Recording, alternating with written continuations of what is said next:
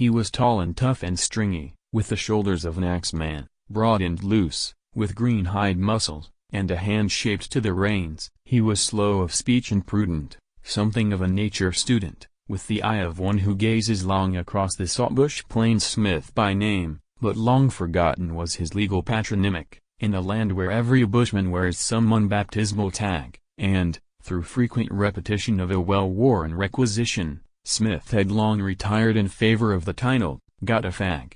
Not until the war was waging for a month, or maybe longer, did the tidings reach the station, blessed with quite unfrequent mails, and, though still a steady grafter, Smith grew restless ever after, and he pondered long evenings, seated on the stockyard rails. Primed with sudden resolution, he arose one summer morning, casually mentioned fighting as he deftly rolled his swag, then, in accents almost hearty, bade his mate, "So long, old party, goin' to do some square head huntin'. See you later. Got-A-Fag?"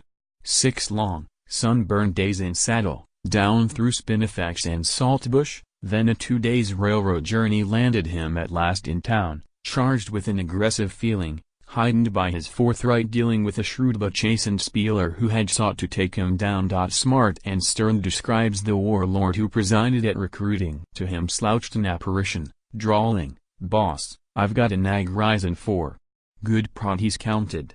"Better shove me in the mounted, done a little bit of shootin', gun and rifle." Got-A-Fag? 2 months later, drilled and needed to a shape approaching martial, yet with hints of that lithe looseness discipline can never kill, with that keen eye grown yet shrewder, and example to the cruder, Private Smith, and, later, Sergeant, stinted speech and studied drill. Smith, indeed, but briefly served him, for his former appellation and its aptness seized the fancy of the regimental wag, when an apoplectic colonel gasped, "Of all the dashed infernal apostrophe ... as this Private Smith saluted, with rebuke, 'Boss, Got-A-Fag?'"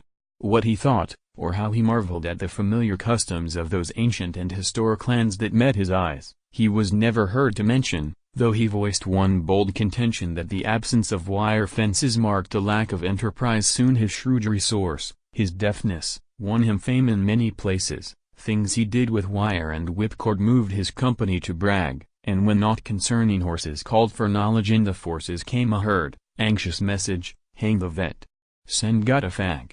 Then, one morning, he was missing, and a soldier who had seen him riding for the foe's entrenchments bade his mates abandon hope. Calm he seemed, but strangely daring, some weird weapons he was bearing built of twisted wire and iron, and a dozen yards of rope in the morn. A startled sentry, through the early morn mists peering, saw a dozen shackled femen down the sand dunes slowly drag. Sore they seemed, and quite dejected, while behind them, cool, collected, swearing at a busy sheepdog, rode their drover, Got-A-Fag. To the colonel's tent he drove them, brandishing a stock whip featly, bristly calling, "Heel 'em, laddie!"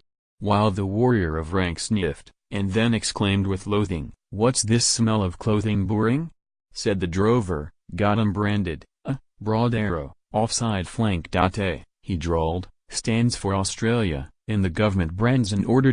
Crown, GR upon the shoulder marks 'em for the king, in flag rope the blighters same as how we fix the calfs on Conchacowie, but it's dead slow sorter musterin'," he concluded. Got-A-Fag?